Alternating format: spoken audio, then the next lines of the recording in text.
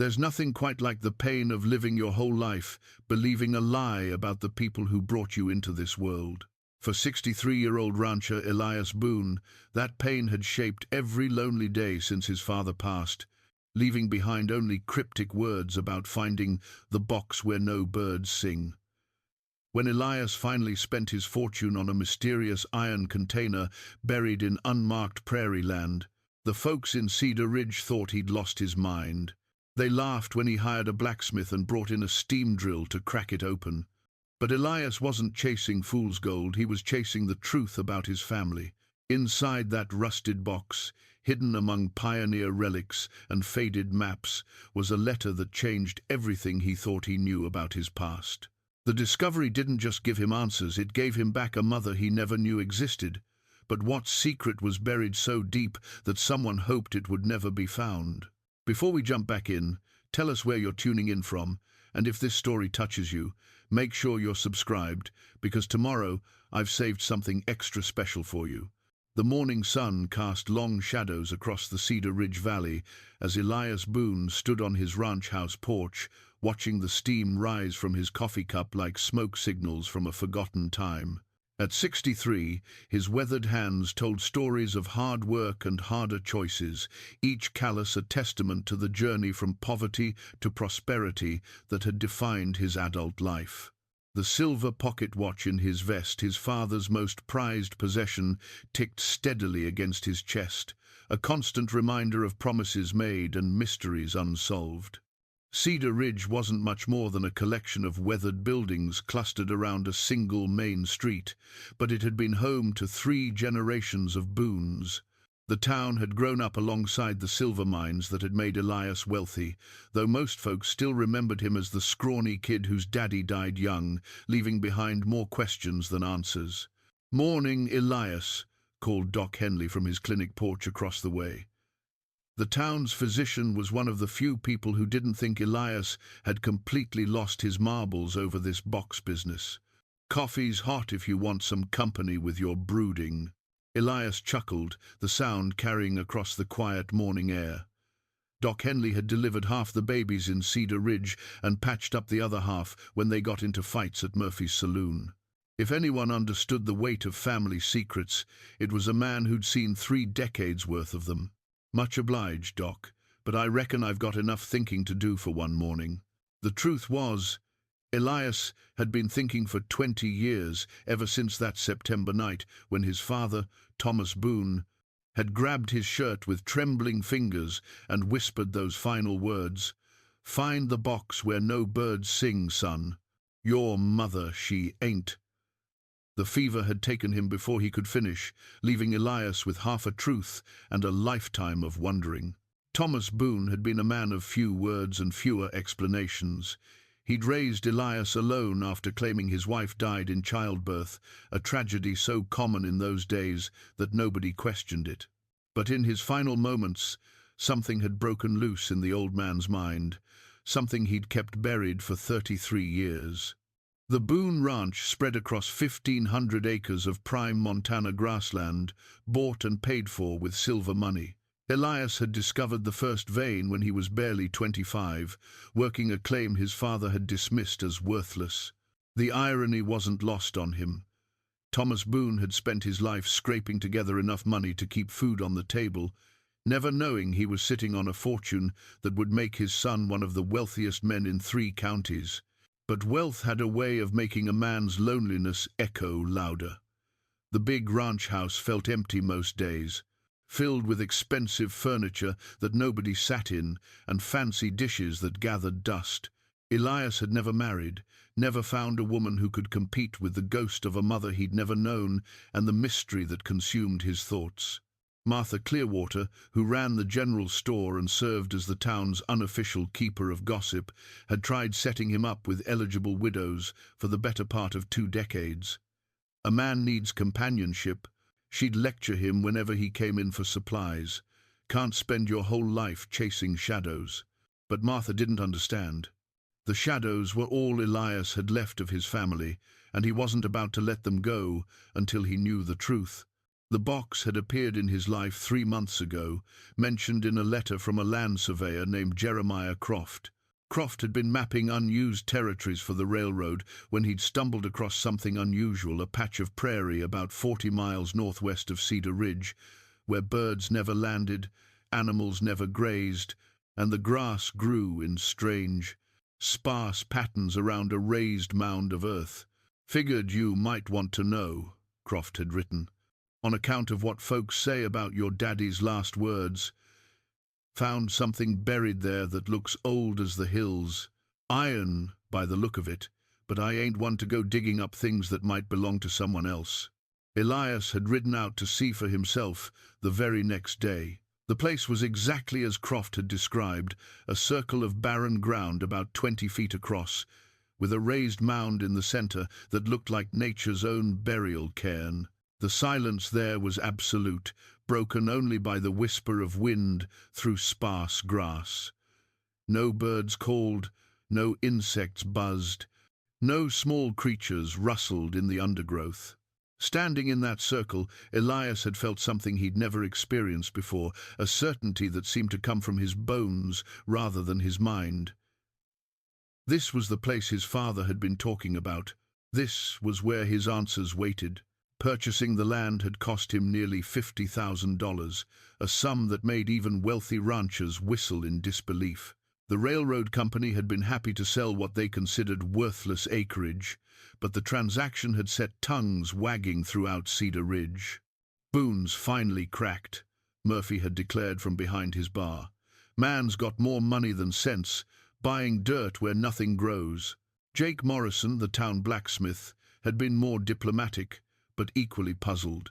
"Elias is a good man," he'd told anyone who'd listen, "but grief can make a fellow do strange things. Lost his daddy 20 years back. Never quite got over it." What none of them knew was that Elias had been carrying his father's words like a stone in his chest for 2 decades, feeling the weight of unfinished business with every breath. The mysterious box wasn't a whim. It was the culmination of a search that had consumed the better part of his adult life. He'd hired investigators to search through birth records, death certificates, and marriage licenses from 3 states. He'd traveled to every town his father had ever mentioned, talking to old-timers who might remember a young couple named Boone. He'd even paid a fortune-teller in Denver who claimed she could speak to the dead, though all she'd managed to conjure were vague platitudes about crossed paths and unfinished journeys. Now, standing on his porch, with his father's watch ticking steadily in his pocket, Elias looked out at the rolling hills that had been home to his family for 3 generations. The Boone name was respected in Cedar Ridge, associated with hard work and fair dealing. But beneath that respect lay questions that had never been answered, mysteries that had shaped every decision Elias had ever made. The sun was climbing higher now, painting the valley in shades of gold and amber that reminded him why his father had loved this land. Thomas Boone might have taken his secrets to the grave, but he'd also left behind clues, cryptic words that had led his son to a buried box, and perhaps to the truth about the woman who'd given him life. Elias drained his coffee cup and headed toward the barn where his horse waited.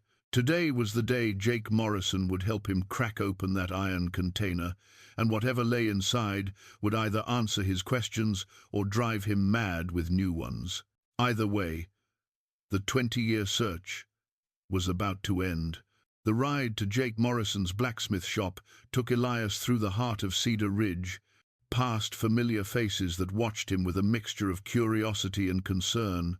Word had spread quickly about his plans to excavate the mysterious box, and half the town seemed to have opinions about his sanity. Jake's forge stood at the edge of town, a sturdy stone building that had served 3 generations of Morrison Smiths.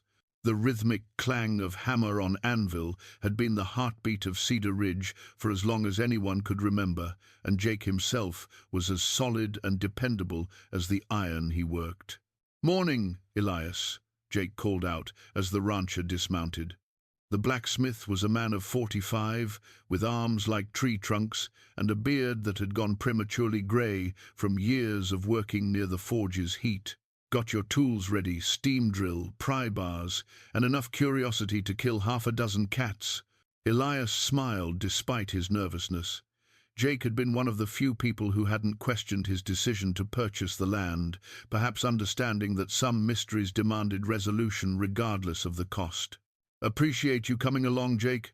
Don't know what I'll find in that box, but I reckon I'll need a steady hand to help me open it properly.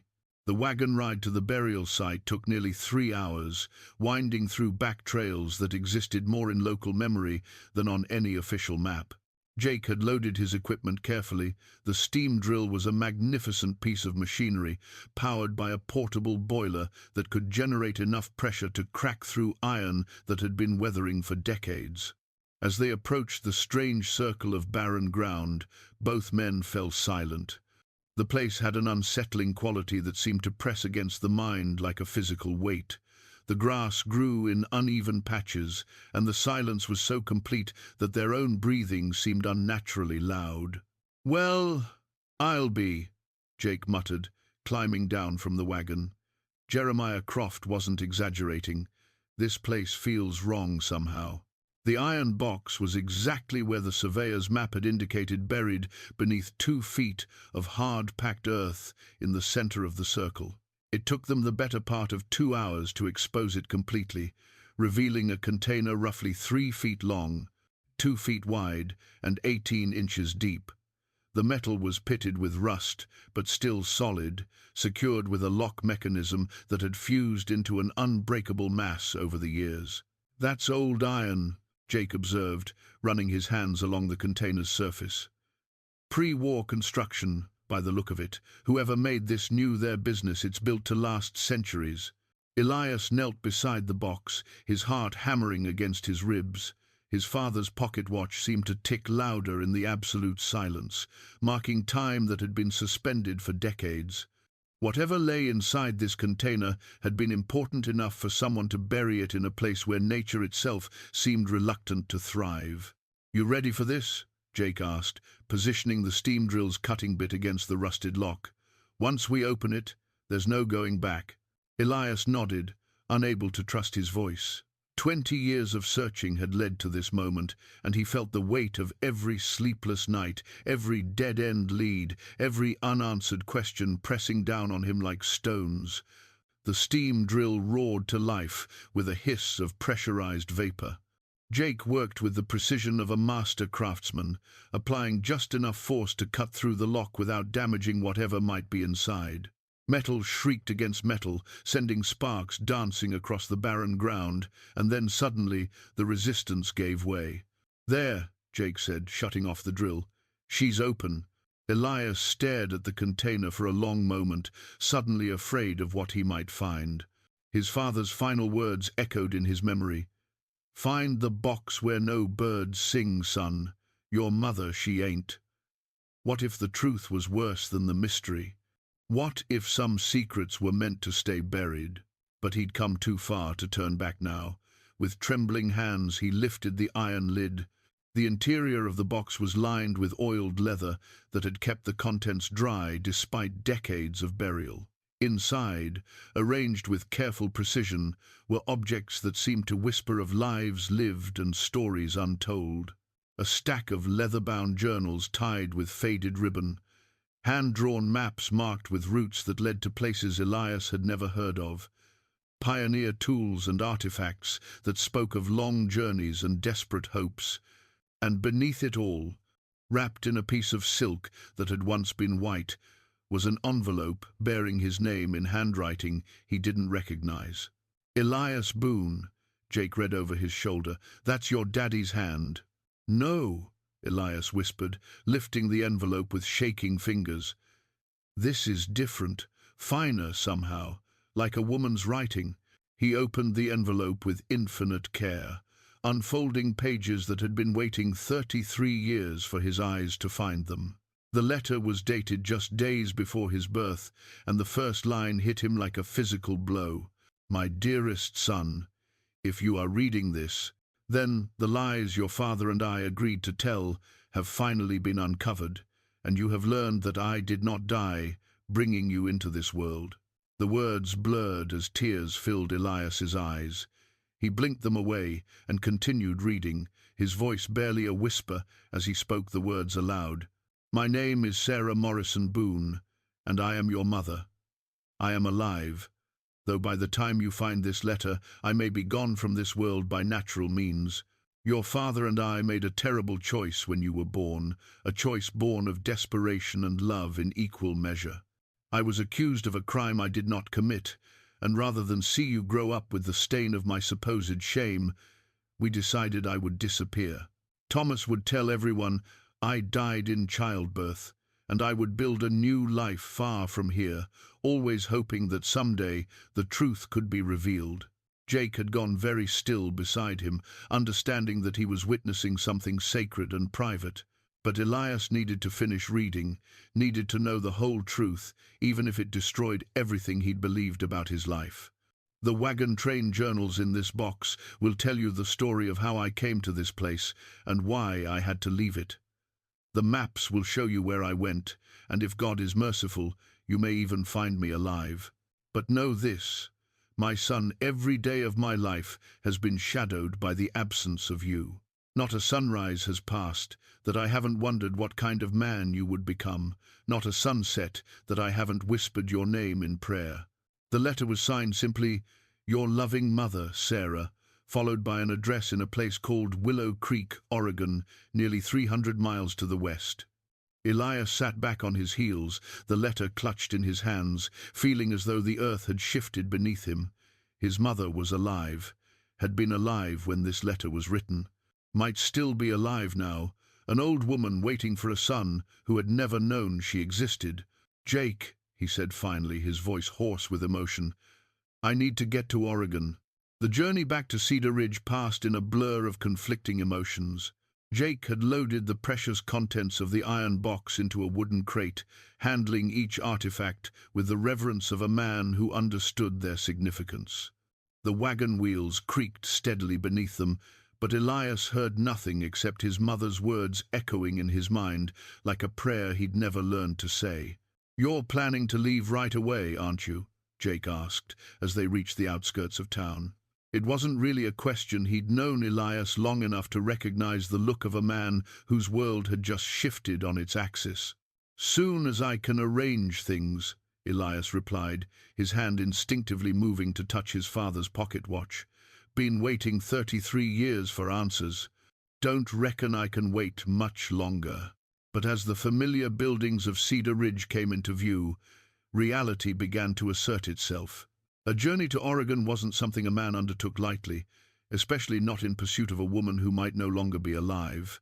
The letter was dated over 3 decades ago. Sarah Morrison Boone could have died of natural causes, moved on to parts unknown, or simply chosen to disappear again rather than risk the pain of reunion. Doc Henley was waiting on Elias's porch when they arrived, his medical bag at his feet and concern written across his weathered features. "Heard you boys went out to dig up your mystery. Figure you might need someone to talk to about whatever you found." Elias looked at the kind physician who had been his father's friend and his own confidant through the difficult years. If anyone deserved to know the truth, it was Doc Henley. "Come inside, Doc. Got a story to tell you that might be hard to believe." They sat in Elias's parlor as the afternoon light slanted through lace curtains his housekeeper had hung years ago. The room felt different now, less like a shrine to loneliness and more like a way station on a journey he was finally ready to take. Doc Henley listened without interruption as Elias read his mother's letter aloud, watching the older man's face cycle through surprise, understanding, and finally, a deep sadness. "Your daddy never said a word," Doc finally whispered. 30 years I knew Thomas Boone, and he never let slip that Sarah was alive. Must have been eating him alive, carrying that secret." "She mentions being accused of a crime," Elias said, carefully unfolding one of the hand-drawn maps from the box. "What could have happened that was bad enough to make them fake her death?" Doc Henley was quiet for a long moment, staring at his hands. When he spoke, his voice carried the weight of old memories. "There was trouble that year, son. Bad trouble. A trading post got robbed about 50 miles north of here. and the owner was killed. They found some of Sarah's jewelry at the scene, a locket that had been her grandmother's. Your daddy swore she'd lost it weeks before, but there were folks who didn't believe him. The revelation hit Elias like a physical blow. His mother had been accused of murder. No wonder his father had chosen the desperate option of faking her death, rather than see her tried and possibly hanged for a crime she didn't commit. The real killer was never found, Doc continued. After Sarah supposedly died and the baby you survived, folks figured justice had been served in its own way. Case went cold, and everyone moved on. Elias spread the wagon train maps across his coffee table, studying the careful notations in his mother's handwriting. The routes led west through territories that had been dangerous in the 1,852nd Indian country, lawless lands where a woman alone would have faced unimaginable hardships. She joined a wagon train, he murmured, tracing the marked path with his finger. Look here. Provisions lists, river crossings, notes about safe camping spots. She planned this escape like a military campaign. One of the maps showed a detailed route to Willow Creek, Oregon, with careful annotations about landmarks and distances. Another showed what appeared to be a homestead plot, complete with measurements for a cabin, garden, and livestock areas. His mother hadn't just fled, she'd built a new life, with the same careful precision that had enabled her escape. Jake had been examining the pioneer artifacts in the box, a compass with Sarah Morrison Boone's initials engraved on the back, a small Bible with pressed flowers between the pages, and a tintype photograph that made all three men fall silent. The image showed a young woman with Elias's own dark eyes and stubborn chin, standing beside a covered wagon with a group of other travelers. She looked determined rather than defeated, as though she was facing her exile as an adventure rather than a punishment. She looks like you, Doc observed. Same expression you get when you've made up your mind about something and won't be swayed. Elias studied his mother's face, seeing in it the strength that had carried her through an ordeal he could barely imagine. To leave your newborn child, to disappear from everything familiar, to start over, in a wilderness that claimed the lives of countless pioneers, it spoke to a courage that humbled him. But it also raised new questions. If Sarah Morrison Boone had survived the journey to Oregon, if she'd built the life suggested by her detailed plans, why had she never tried to contact him? Why had she let him grow up believing he was motherless? The answer came to him as he reread her letter more carefully. She mentions being accused of a crime she didn't commit, but she also refers to the stain of my supposed shame.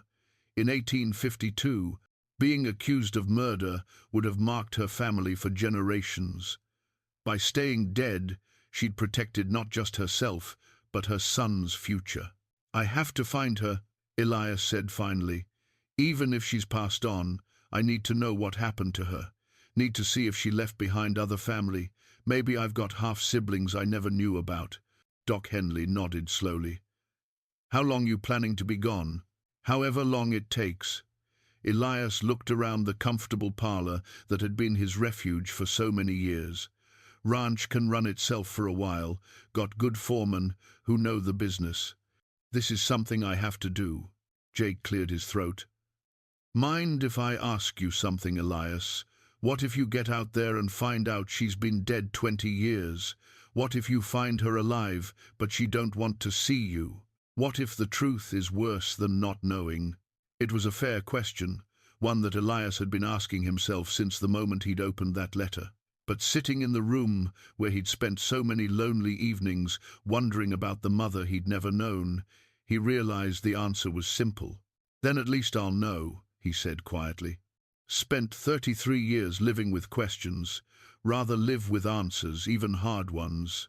Outside, the sun was setting over the valley his father had loved, painting the sky in shades of gold and crimson. Somewhere to the west, beyond mountains and desert and 1,000 miles of uncertainty, the answers to his lifelong questions were waiting. Word of Elias's discovery spread through Cedar Ridge faster than wildfire in dry grass. By the time he walked into Murphy's saloon the next evening, Half the town was buzzing with speculation about the mysterious box and its contents. The other half seemed convinced he'd finally lost his mind entirely. "Heard you found some old wagon train relics," Murphy said, polishing a glass with more attention than it required. "Folks are saying you think your ma's still alive out in Oregon." Elias ordered whiskey and chose his words carefully. "Found some family history I didn't know about, thinking I might take a trip west to learn more." The saloon fell quiet, except for the tick of the wall clock and the distant sound of Martha Clearwater's voice drifting through the window from the general store next door. Everyone was listening, waiting to hear if the richest man in 3 counties had truly taken leave of his senses. "Oregon's a long way from home," observed Jim Wheeler, a cattle rancher who'd known the Boone family for 40 years. "Dangerous country for a man traveling alone. What makes you think you'll find anything worthwhile after all these years?"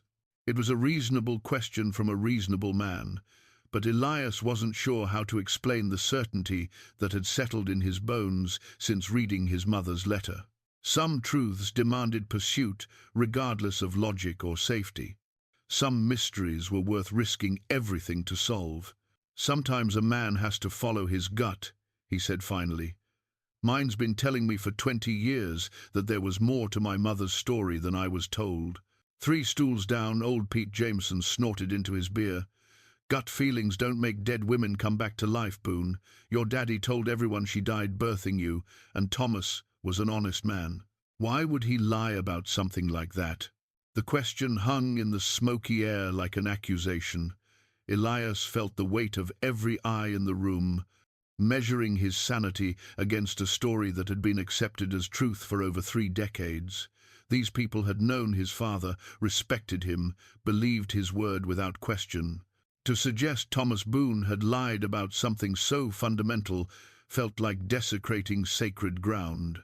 "Maybe he had his reasons," Elias said quietly, finishing his whiskey and placing a silver dollar on the bar. "Guess I'll find out when I get to Oregon." The ride home took him past Doc Henley's clinic, where warm lamplight spilled through the windows into the gathering darkness. The physician was working late again, probably tending to someone's fever or setting a broken bone. Doc had delivered half the children in Cedar Ridge and buried a good portion of their grandparents. If anyone understood the complexities of family secrets, it would be him. Elias found him in his office, hunched over a medical journal with his reading spectacles perched on the end of his nose. The older man looked up with a tired smile that spoke of long days and longer worries. "Heard you caused quite a stir at Murphy's tonight," Doc said, gesturing for Elias to take a seat. "Town's divided between folks who think you're chasing ghosts and folks who think you're just plain crazy. What do you think?" Doc Henley removed his spectacles and cleaned them slowly, buying time to consider his answer.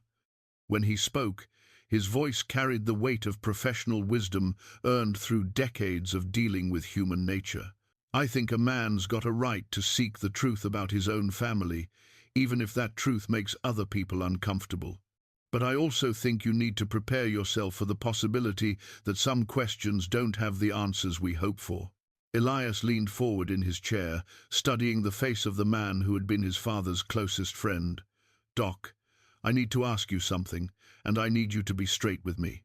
Did my father ever say anything at all, that suggested my mother might still be alive?" The silence stretched between them like a taut rope. Doc Henley stared at his hands for a long moment, wrestling with loyalties that ran deeper than friendship. "Your daddy came to see me the night before he died," Doc finally said. "Fever was high, but his mind was clear enough. He kept asking me to promise I'd look after you if anything happened. Then he said something strange, said he'd done things to protect you that he wasn't proud of, and that someday you might need to know the whole truth." "Did he say what kind of things?" "No, but he was carrying guilt about something heavy.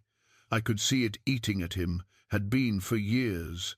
Thomas was a good man, Elias, but good men sometimes make hard choices for the right reasons." The revelation added another piece to a puzzle that seemed to grow more complex with each new discovery. His father had carried the weight of a terrible secret for 30 years, protecting both his wife and his son while sacrificing his own peace of mind. The knowledge made Elias's admiration for Thomas Boone grow even as his understanding of the man became more complicated. "There's something else," Doc continued. "Something I probably should have told you years ago. About 6 months after your birth, I got a letter from a doctor in Oregon Territory, man named Samuel Crawford, practicing in a place called Willow Creek. He was asking about medical supplies, said he had a patient who'd mentioned knowing a physician in Montana Territory." Elias felt his heart skip a beat. Did he mention the patient's name? No, but it was unusual enough to stick in my memory. Most folks heading to Oregon Territory didn't maintain correspondence with doctors back east, always wondered about it, but never had cause to think it might be connected to your family. The pieces were falling into place, with the inexorable logic of truth finally revealing itself. His mother had reached Oregon Territory safely, had settled in Willow Creek, just as her letter suggested, had even found medical care when she needed it. The knowledge filled Elias with hope and determination in equal measure. "I leave for Oregon in a week," he announced. "Ranch business is in order, and I've arranged for credit with banks along the western route. Whatever I find out there, I'm going to find it." Doc Henley nodded slowly. "Want some company on the journey? I'm getting too old for frontier medicine, but I might be useful if you run into trouble." The offer surprised and touched him. Doc Henley had never traveled more than 50 miles from Cedar Ridge in his entire life, yet he was willing to risk the dangers of a cross-country journey to help solve a mystery that had haunted the Boone family for 3 decades. "Appreciate the offer, Doc, but this is something I need to do myself. If I find her, if she's still alive, I want that first meeting to be between mother and son. No audience, no matter how well-meaning." Outside the clinic window, the stars were beginning to appear over Cedar Ridge, the same constellations that had guided wagon trains across the Western Territories for generations. Somewhere beneath that vast sky, the answers to his lifelong questions were waiting.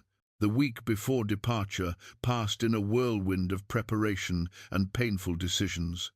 Elias had never realized how deeply his roots had grown into Cedar Ridge soil until he began the process of temporarily severing them. Every conversation with his ranch foreman felt like a small goodbye. Every visit to familiar places carried the weight of uncertain return. The worn leather journal he'd chosen from his mother's belongings became his constant companion during those final days. Sarah Morrison Boone had been a meticulous record keeper, documenting not just the practical details of her westward journey, but also her emotional state as she'd left everything familiar behind. Reading her words was like discovering a kindred spirit across the decades. "Day 12 of our journey," she'd written in careful script, "passed through the last settlement before the real wilderness begins. Keep thinking of my baby boy, wondering if Thomas is managing to feed him properly.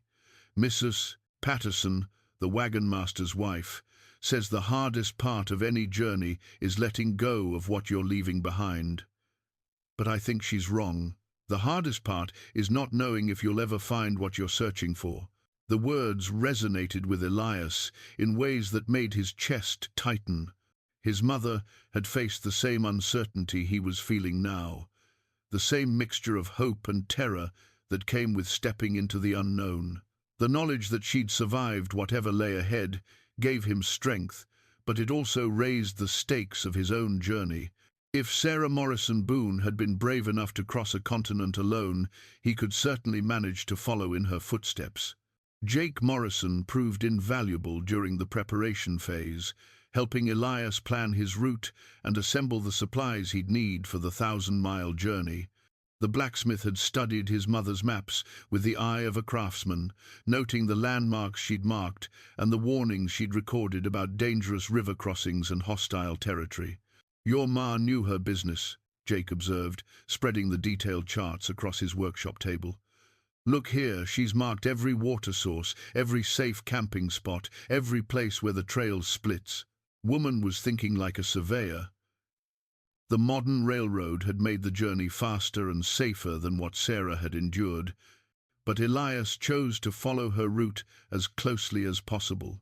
Something about retracing her actual steps felt necessary, as though he needed to experience at least a taste of the hardship she'd faced to truly understand her sacrifice. Martha Clearwater had appointed herself the unofficial coordinator of his departure preparations, bustling around the general store like a mother hen preparing to send her chick into the world. She'd assembled enough preserved food to feed a small army and insisted on adding medical supplies that would have stocked a frontier clinic. "Don't know what kind of doctoring they have out in Oregon," she fretted, wrapping bottles of laudanum in soft cloth. "Might be nothing but horse veterinarians and folk healers. Man your age needs proper medicine if he takes sick." The attention was touching, if overwhelming. For years, Elias had lived on the periphery of Cedar Ridge's social life, wealthy enough to be respected, but isolated enough to remain mysterious. Now, with his departure imminent, the entire town seemed to have adopted him as their collective responsibility. The most difficult conversation came with his ranch foreman, Carlos Mendez, a capable man who'd been managing the day-to-day operations for nearly a decade. Carlos had immigrated from Mexico with nothing but determination and a genius for understanding cattle, and Elias had come to trust his judgment implicitly. "How long you planning to be gone, patron?" Carlos asked, as they rode the fence line on Elias's final morning at the ranch. The question carried deeper implications than simple logistics. Both men knew that a journey of this magnitude could easily become permanent, either by choice or by circumstance. "Don't rightly know," Elias admitted. "Could be a few months, could be longer, depends on what I find out there." Carlos nodded thoughtfully. He'd heard the stories about the mysterious box and its contents, but he was too polite to pry into his employer's family business. Instead, he focused on practical concerns. "Ranch will be fine. Silver mines producing steady, cattle are healthy, and I know which men can be trusted with responsibility. You just worry about finding what you're looking for." The simple acceptance in his voice meant more to Elias than any amount of advice or caution. Carlos understood the pull of family mysteries, having left his own questions unanswered when he'd crossed the border years ago. Some journeys couldn't be explained, only undertaken. That final evening, Elias sat in his father's old chair on the ranch house porch, watching the sun set over land that had shaped 3 generations of Boone men. The familiar sounds of the valley cattle lowing in the distance whined through the cottonwood trees. The distant whistle of the evening train felt like a song he might never hear again. His father's pocket watch lay heavy in his hand, its steady, ticking, marking time that felt suddenly precious.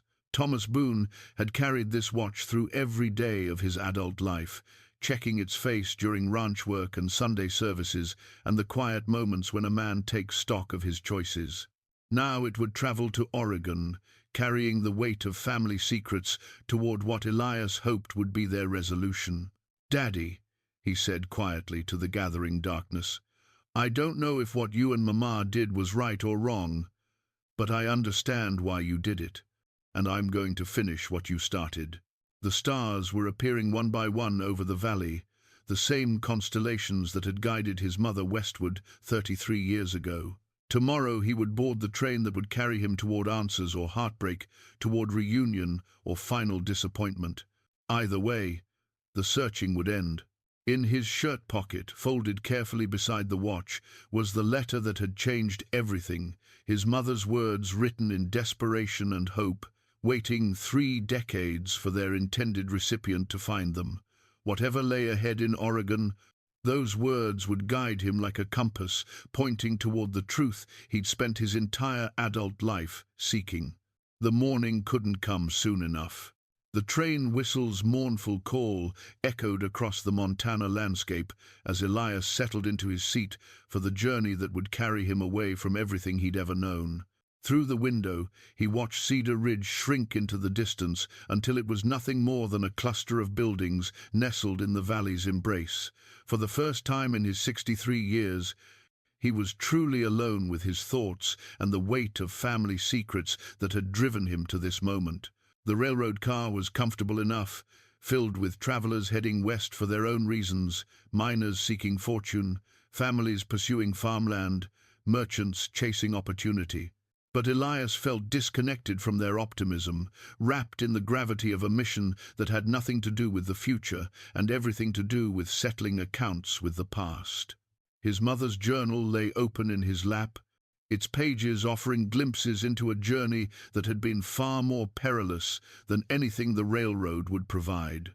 Sarah Morrison Boone had traveled these same routes in a covered wagon, facing river crossings that could turn deadly in minutes, weather that could kill the unprepared, and the constant threat of hostile encounters in lawless territory. Day 18, he read silently. Lost another ox to the alkali water near Devil's Creek. Mr. Patterson says we're making good time despite the setbacks, but I can see the worry in his eyes. The other women have been kind, but they ask too many questions about why a woman would travel alone with a baby so recently left behind. I tell them my husband died of fever and I'm seeking family in Oregon Territory, but the lies taste like ash in my mouth. The deception his mother had been forced to maintain struck Elias with fresh pain. She'd been surrounded by people yet utterly isolated, carrying a burden of grief and guilt that she couldn't share with anyone. The strength required to maintain such a facade while dealing with the dangers of frontier travel seemed almost superhuman. As the train crossed into Wyoming territory, the landscape began to match the descriptions in Sarah's journal. Vast expanses of grassland stretched to horizons that seemed impossibly distant, broken by formations of red rock that thrust up from the earth like ancient monuments. This was the country his mother had crossed on foot, walking beside a wagon that carried everything she owned and nothing she truly valued. At a water stop in Cheyenne, Elias struck up a conversation with a fellow traveler, a well-dressed man named Frederick Walsh, who claimed to be a journalist documenting the development of the Western Territories. Walsh was interested in stories of early pioneers, particularly those who'd made the journey during the dangerous years before the railroad. Fascinating period in our nation's history, Walsh observed, accepting Elias's offer to share a drink at the station's small saloon. The courage it took for families to risk everything on the promise of free land, it speaks to something fundamental about the American character. What about women who traveled alone? Elias asked carefully. Must have been especially difficult for them. Walsh's eyes sharpened with professional interest. Rare, but not unheard of. Usually widows seeking family connections or women fleeing difficult circumstances. The wagon masters often charged them double fare, claiming lone women brought bad luck to a train. Superstitious nonsense, of course, but it made their journeys even more challenging. The conversation provided context for his mother's experience, but it also raised new concerns. If single women were viewed as problems by wagon masters, how had Sarah managed to find passage? What story had she told to convince them to take her on? The answer came later that evening, as Elias continued reading her journal by lamplight in his sleeping berth. His mother had been far more resourceful than he'd imagined. Convinced Mr. Patterson to let me join the train by offering my services as seamstress and cook for the bachelor men in our group, she'd written.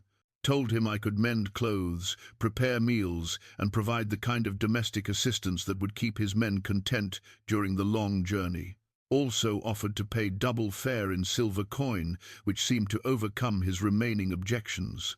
Men are practical creatures when money speaks louder than superstition. Her pragmatism impressed and saddened him in equal measure. Sarah Morrison Boone had been forced to commodify her skills to purchase passage to a new life, trading her labor for the chance to escape a false accusation that could have cost her everything. The injustice of it burned in his chest like swallowed fire. The train's rhythmic clacking against the rails became a kind of meditation as mile after mile passed beneath its wheels. Elias found himself thinking about the choices people made when faced with impossible circumstances, about the courage required to abandon one life in hopes of building another. His mother had made such a choice. And now he was making one of his own, different in scale, but similar in its demand for faith over certainty. Near midnight, unable to sleep despite his exhaustion, Elias made his way to the observation platform at the rear of the train. The night air was crisp and clean, filled with the scents of sage and distant snow. Above, the stars wheeled in their ancient patterns, the same constellations that had guided his mother across this wilderness decades ago. A telegraphed message from Dr. Samuel Crawford, the physician in Willow Creek who'd corresponded with Doc Henley years earlier, was waiting for him at the next major stop. The message was brief but encouraging. Patient you inquire about still in area. Suggest discretion upon arrival. Will assist as able. S. Crawford. The words sent a jolt of electricity through Elias's system. His mother was alive. After 33 years of separation, Sarah Morrison Boone was still in Willow Creek, Oregon, still within reach of the son she'd been forced to abandon. The knowledge transformed his journey from a quest for closure into a race against time and circumstance. But the telegram also carried a warning about discretion. Why would Dr. Crawford caution him to be careful? What complications might arise from his arrival in Willow Creek?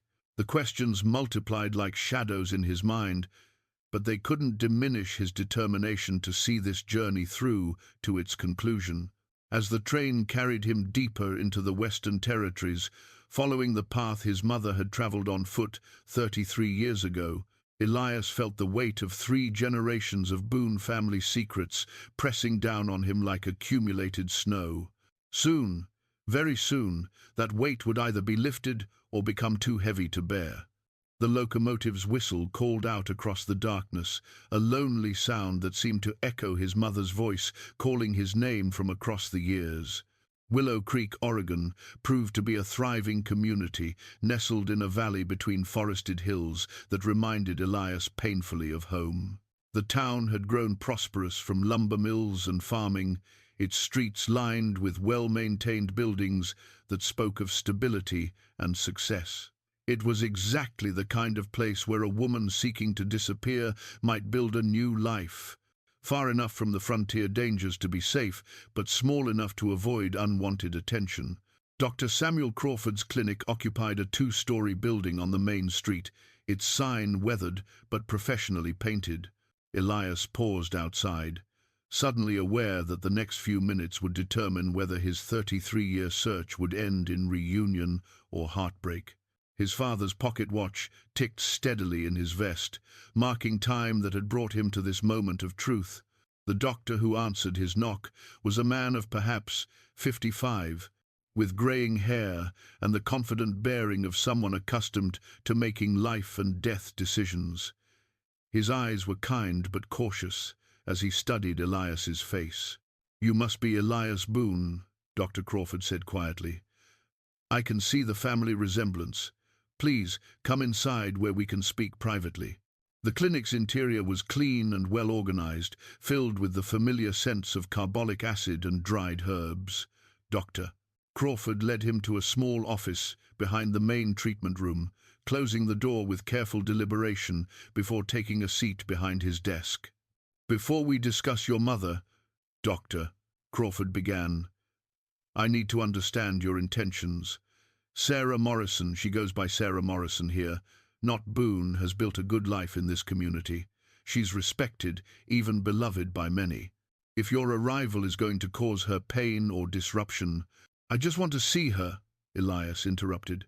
"Just want to know she's all right, maybe have a chance to talk. I'm not here to cause trouble for anyone." Dr. Crawford studied his face for a long moment, then seemed to reach a decision. "She's been expecting you for years, you know.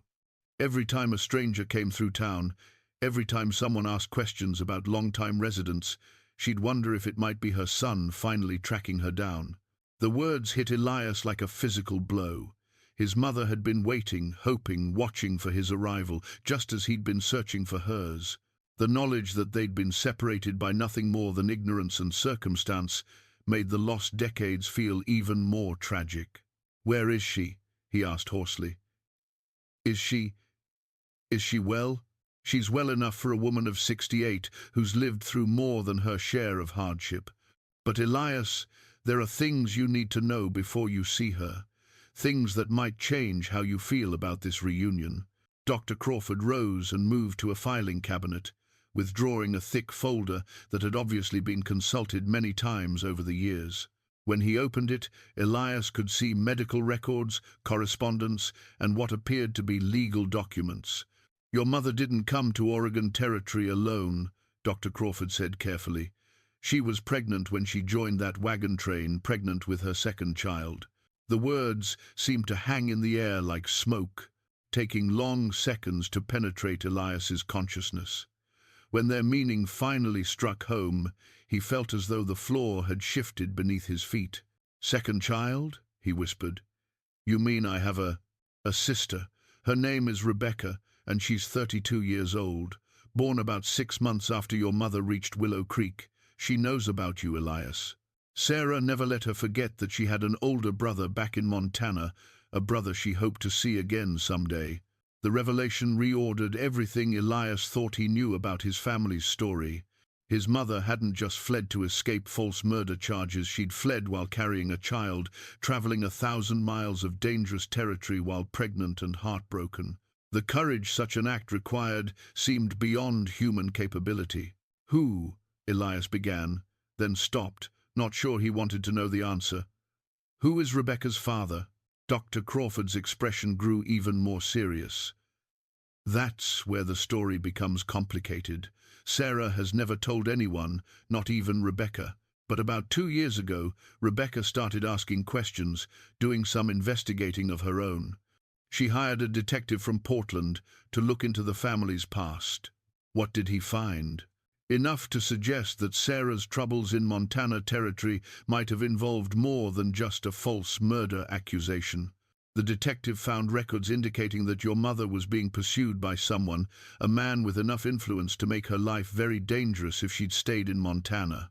The implications crashed over Elias like a cold wave. His mother hadn't just been accused of murder, she'd been running from someone specific, someone powerful enough to threaten her safety even after the supposed crime. The pregnancy might have been the result of assault, or a relationship that had turned dangerous, or circumstances too complex for him to imagine. "Is Rebecca here in town?" Elias asked. "She lives about 5 miles out of town, runs a successful horse ranch with her husband. Good people, both of them. But she's been waiting to meet you almost as long as your mother has. The two of them have spent countless hours talking about what they'd say if you ever showed up." Dr. Crawford leaned forward in his chair, his expression grave. "There's one more thing you need to know before you decide whether to proceed with this reunion.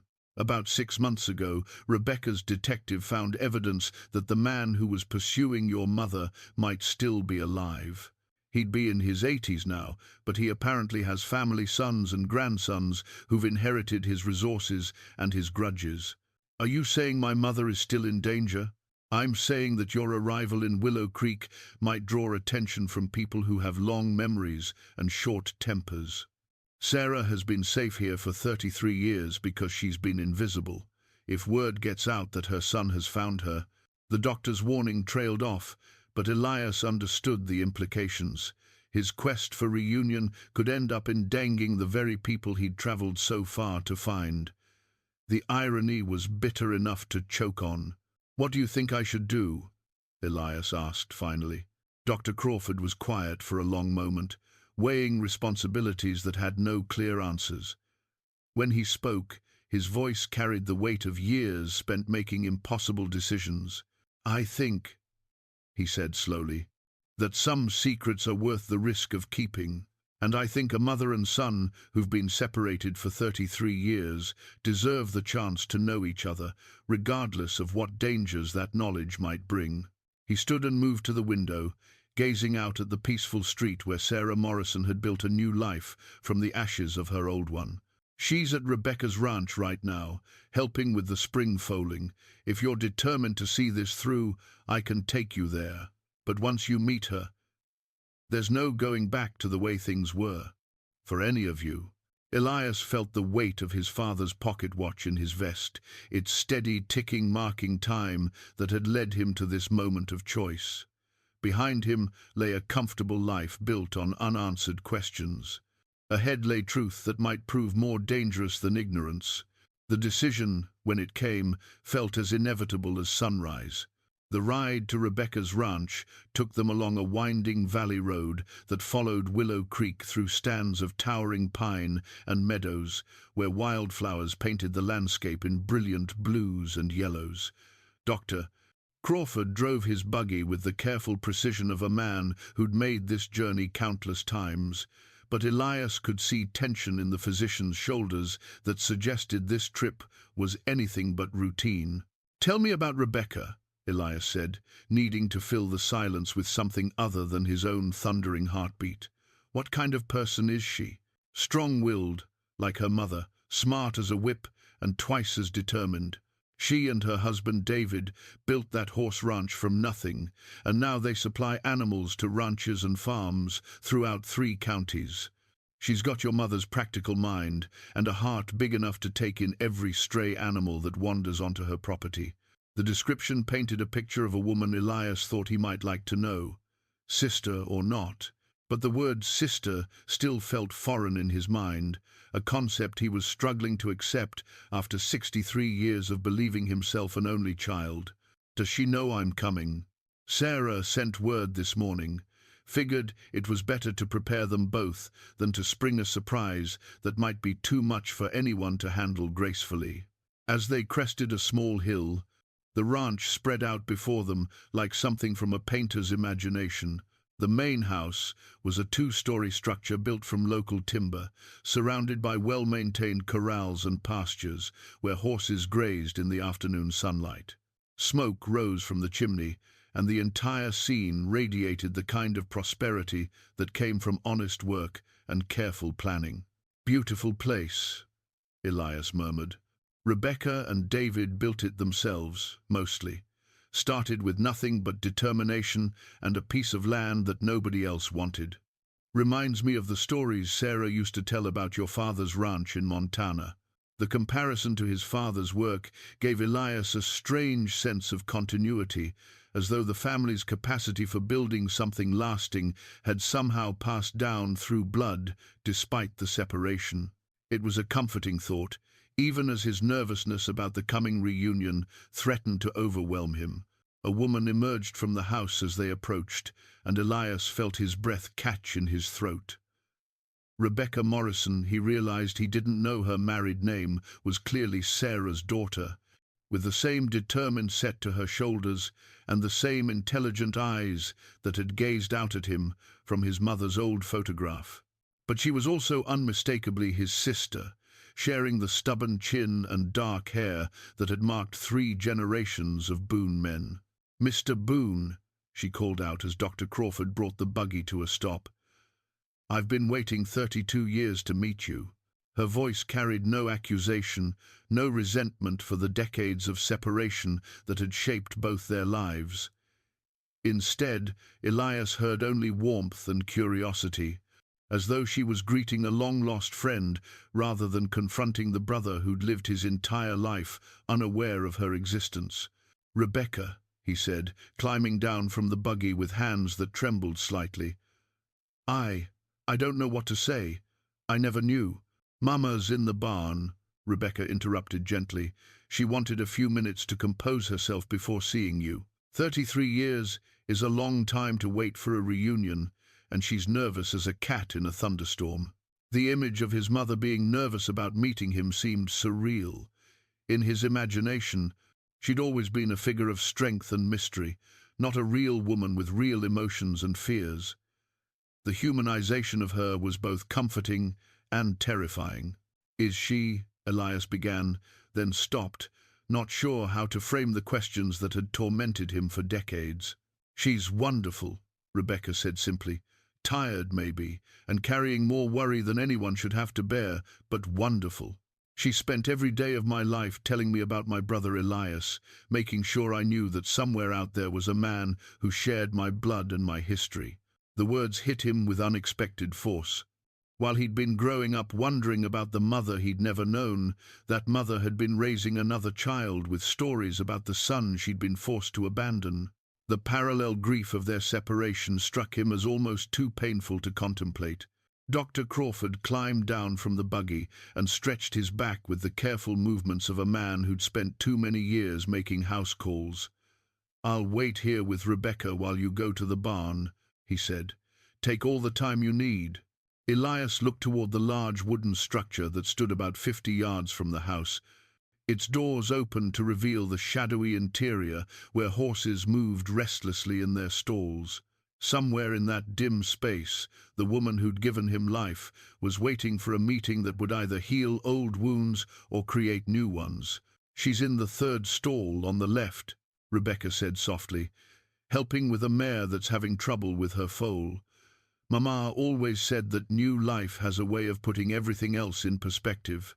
The walk to the barn felt like the longest journey of Elias's life, each step carrying him closer to answers that had shaped every decision he'd ever made. His father's pocket watch seemed to tick louder with each footfall, marking time that had brought him from the silver mines of Montana to this moment of truth in an Oregon valley. The barn's interior was cool and dim, filled with the familiar scents of hay and horse that reminded him powerfully of his own ranch.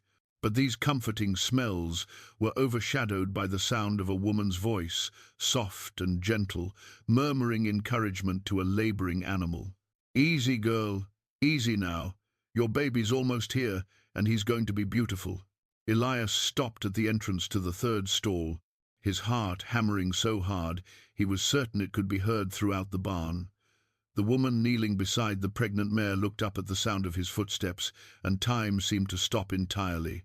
Sarah Morrison Boone was 68 years old, her hair silver white and her face lined with the accumulated wisdom of a hard-lived life. But her eyes were the same, intelligent, determined eyes that had gazed out at him from the old photograph, and when she looked at him, recognition flared between them like a struck match. "Elias," she whispered, rising slowly from beside the mare. "My God, you look just like your father when he was young." The simple words shattered whatever composure he'd managed to maintain during the long journey from Montana. 33 years of questions, of wondering, of imagining this moment, had not prepared him for the reality of standing face to face with the woman who'd given him life. "Mama," he said, the word feeling strange and right at the same time. "I found your letter. I found the box." Sarah's hand flew to her mouth, and tears began streaming down her weathered cheeks. "I wondered if you would. Wondered if you'd understand why we did what we did." They stood there for a long moment, separated by 3 feet of space and 33 years of accumulated pain. The mare behind Sarah snorted softly, as though commenting on the human drama playing out in her stall, and the sound seemed to break the spell that had held them both motionless. "I have so many questions," Elias said finally. "I know, and I have so many things to tell you. But first," Sarah glanced back at the laboring horse, then looked at her son with a smile that transformed her entire face. "Would you like to help me bring a new life into the world? Seems fitting somehow." Elias nodded, not trusting his voice to work properly.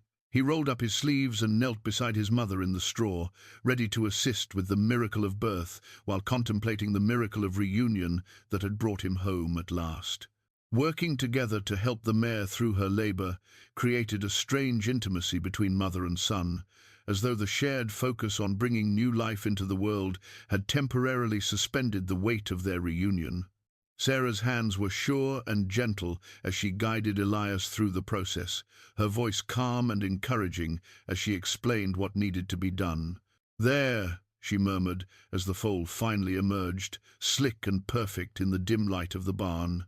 "A little filly, healthy as can be." They knelt in the straw, watching the newborn struggle to its feet, both of them covered in the evidence of their shared labor. The moment felt sacred somehow, as though they were witnessing not just the birth of a horse, but the rebirth of their own relationship. "I used to imagine what it would be like to see you again," Sarah said quietly, not taking her eyes off the mare and her foal. Wondered if you'd grown up to be like your father, if you'd have his kindness and his stubborn streak in equal measure.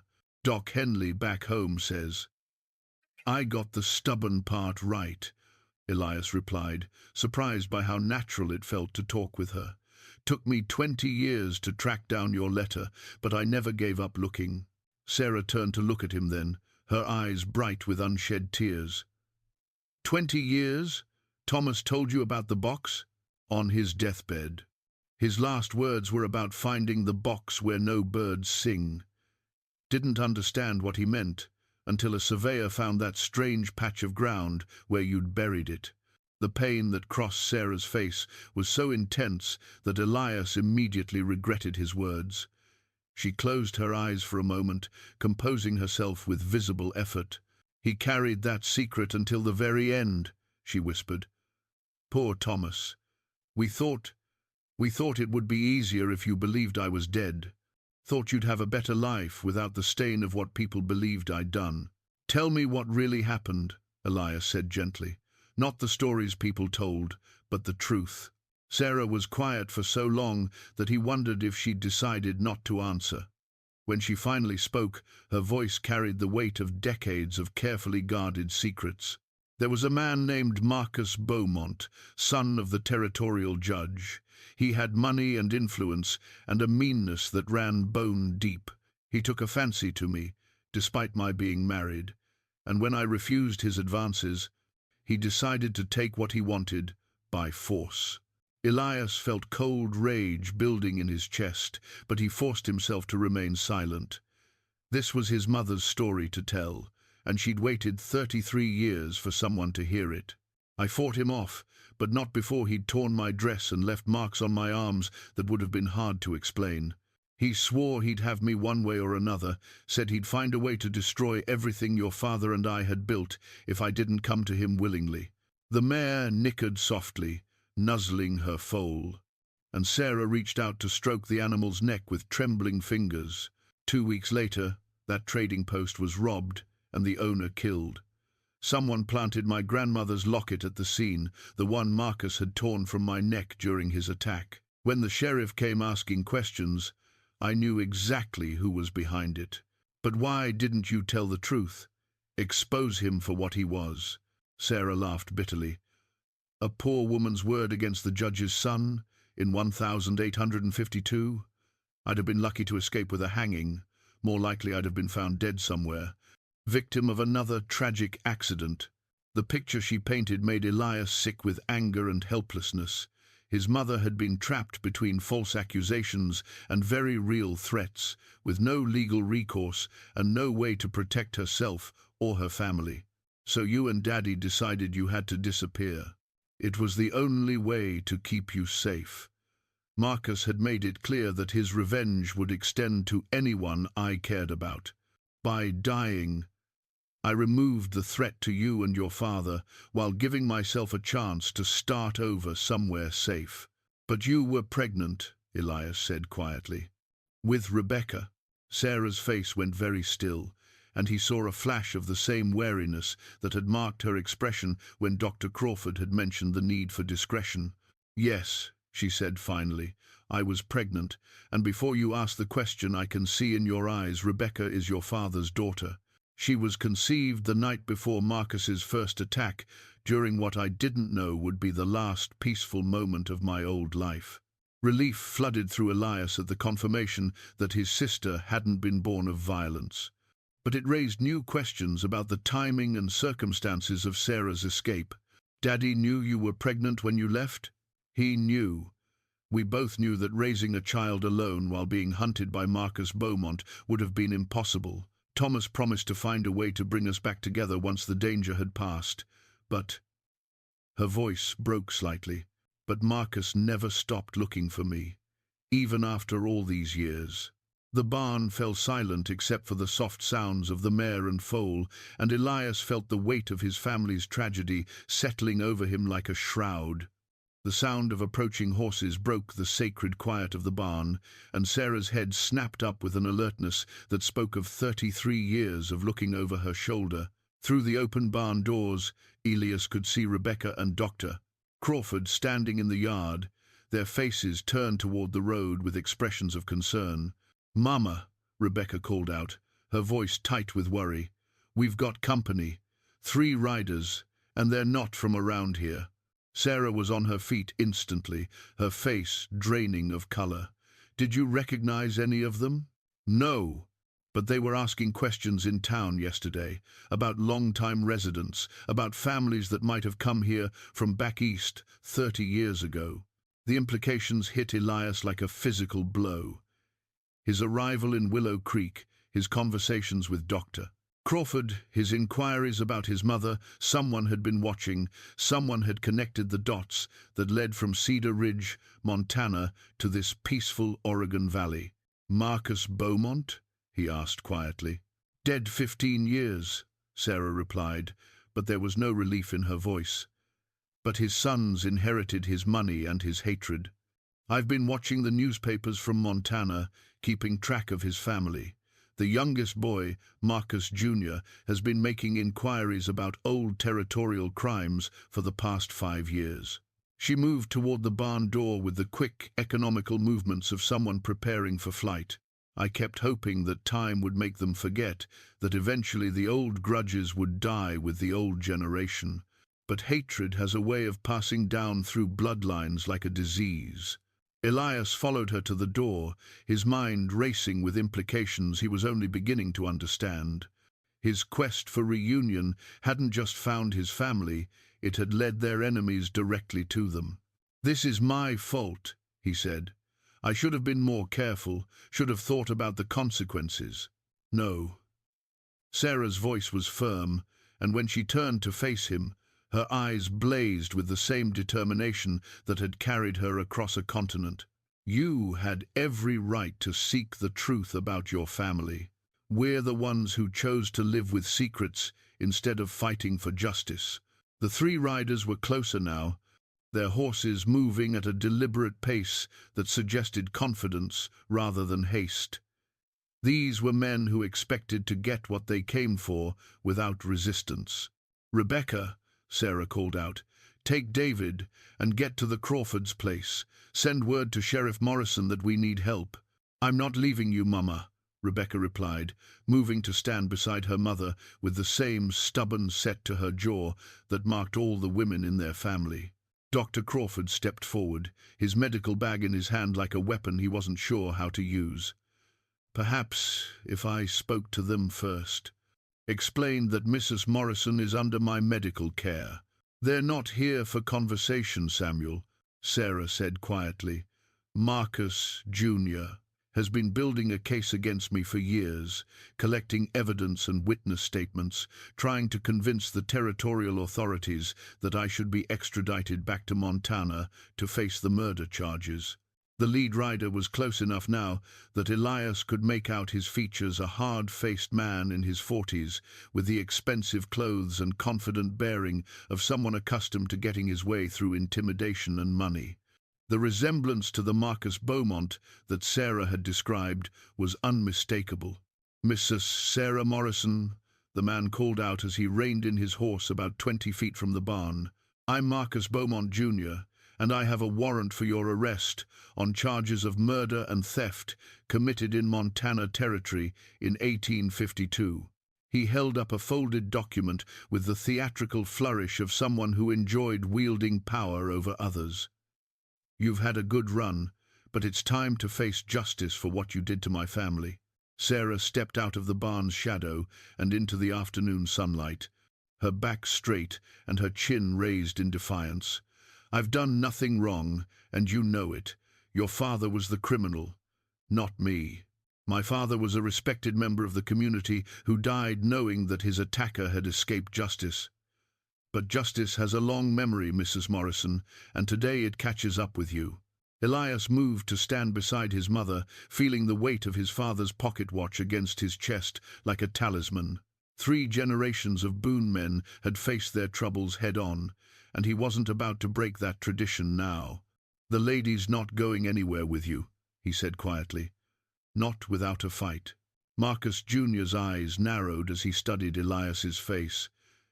"You must be the son, The one we've been tracking across half the country. Did you really think we wouldn't notice when Thomas Boone's boy started asking questions about boxes buried in the wilderness? The trap had been more elaborate than Elias had imagined. They hadn't just followed him to Oregon, they'd been watching him since the beginning, waiting for him to lead them to the woman they'd been hunting for over 3 decades. But now, the hunt was over, and the confrontation that had been building for 33 years was finally at hand. The standoff stretched taut as a bowstring until the sound of approaching horses broke the silence from an unexpected direction. Sheriff Morrison, no relation to Sarah despite the shared name, arrived with 3 deputies, their badges catching the afternoon light like signals of hope. "Mr. Beaumont," Sheriff Morrison called out as he dismounted, "heard you were in my county serving warrants. Mind if I take a look at that document?" Marcus Jr.'s confidence wavered slightly as he handed over the papers. The sheriff examined them with the deliberate care of a man who'd learned to read the fine print of legal documents through hard experience. "This warrant was issued by Territorial Judge Harrison back in Montana," Sheriff Morrison announced after a long moment. "Problem is, Judge Harrison died 6 months ago, and his replacement has been reviewing all his old cases. Got a telegram yesterday that might interest you folks." He pulled a folded yellow paper from his shirt pocket and read aloud. "Investigation into 1,852 Trading Post murder case reveals new evidence. Marcus Beaumont, Sr., confessed on deathbed to framing Sarah Morrison. Real killer identified as known associate. All charges against Sarah Morrison officially dropped. Case closed." The words hit the assembled group like thunderbolts. Sarah swayed on her feet, and Elias reached out to steady her, feeling the tremor that ran through her body as 33 years of fear and guilt began to crumble away. "That's impossible," Marcus Jr. snarled. "My father was a respected judge, a pillar of the community. Your father was a man who let his personal grudges corrupt his sense of justice," Sheriff Morrison replied calmly. "According to his deathbed confession, he planted evidence to frame an innocent woman because she'd rejected his advances. The real killer was a drifter named Samuel Webb, who died in prison in California 5 years ago after confessing to a dozen similar crimes." Dr. Crawford stepped forward, his medical bag set aside as he withdrew a thick envelope from his coat. "There's more," he announced. "I've been corresponding with colleagues in Montana for months, ever since Rebecca hired that detective. The evidence of Marcus Sr.'s crimes goes far beyond the Trading Post murder." He opened the envelope and pulled out a sheaf of documents. Bank records, showing how he used his position as territorial judge to seize property from families he'd driven out of the territory. Witness statements from people who were too afraid to speak up while he was alive. Medical records of women who bore his illegitimate children after being assaulted. Marcus Jr.'s face had gone pale, but he wasn't finished fighting. "Even if that's true, it doesn't change the fact that this woman fled justice. This woman fled persecution," Rebecca interrupted, stepping forward with the fierce protectiveness of someone defending her family. "She spent 33 years in exile for crimes she didn't commit, separated from her children, living with the constant fear that monsters like your family would track her down." Sheriff Morrison folded the telegram and put it back in his pocket. "Mr. Beaumont, I'm going to have to ask you and your men to leave my county. Mrs. Morrison is under my protection now, and any further harassment will result in your arrest." The defeat on Marcus Jr.'s face was absolute. The vendetta that had defined his family for over 3 decades had been revealed as nothing more than the persecution of an innocent woman by a corrupt judge. Without another word, he wheeled his horse around and rode away, his companions following in sullen silence. The silence that followed their departure was profound, broken only by the soft sounds of horses grazing in the nearby pasture and the distant call of a meadowlark welcoming the approaching evening. "It's over," Sarah whispered, and for the first time since Elias had met her, she looked her full 68 years. "After all this time, it's finally over." They gathered that evening around Rebecca's dinner table, 4 generations of family, united for the first time in over 3 decades. David, Rebecca's husband, proved to be a quiet, the thoughtful man who listened more than he spoke, but whose presence added a sense of stability to the extraordinary reunion. "I keep expecting to wake up and find this was all a dream," Rebecca said, passing a platter of roast beef around the table. 32 years of wondering about my brother, and here you are, looking exactly like Mama always said you would." Elias pulled his father's pocket watch from his vest and placed it on the table where everyone could see it. "Daddy carried this every day of his adult life. Mama, I want you to have it back. It should have been yours all along." Sarah picked up the watch with trembling fingers, holding it to her ear to hear its familiar ticking. "He wound it every morning for as long as I knew him. Used to say that time was the most precious thing a man could give to the people he loved." "He gave you 33 years of his time keeping your secret," Elias said quietly. "And now we've got time to make up for what we lost." Dr. Crawford raised his glass of wine in a toast. "To family," he said simply, "to truth finally revealed, and to the courage it takes to seek justice even when the odds are stacked against you." As they drank, Elias felt a sense of completion that had eluded him his entire adult life. The questions that had driven him across a continent had been answered. The mysteries that had haunted 3 generations of his family had been solved. His mother was alive, he had a sister he was already growing to love, and the lies that had shaped their lives had finally been replaced with truth. Outside Rebecca's window, the Oregon sky was painted in shades of gold and crimson, and in the distance, a meadowlark called out across the valley, a sound of pure joy that seemed to celebrate the end of a long exile and the beginning of a new chapter in the story of a family finally made whole. The searching was over. The healing had begun.